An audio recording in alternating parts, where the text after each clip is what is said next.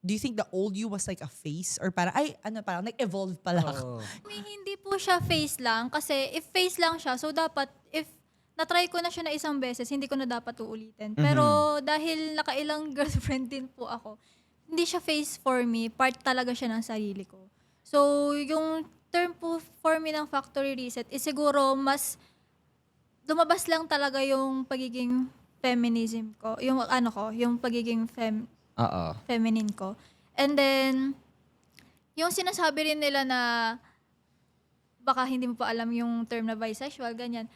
Kinarify ko rin po yun nung ano na bisexual po ako. Pero, for now, hindi ko na nakikita yung sarili ko lang na magkakaroon ulit ng partner na babae. Pero at the same time, na-attract pa rin naman po ako sa girls.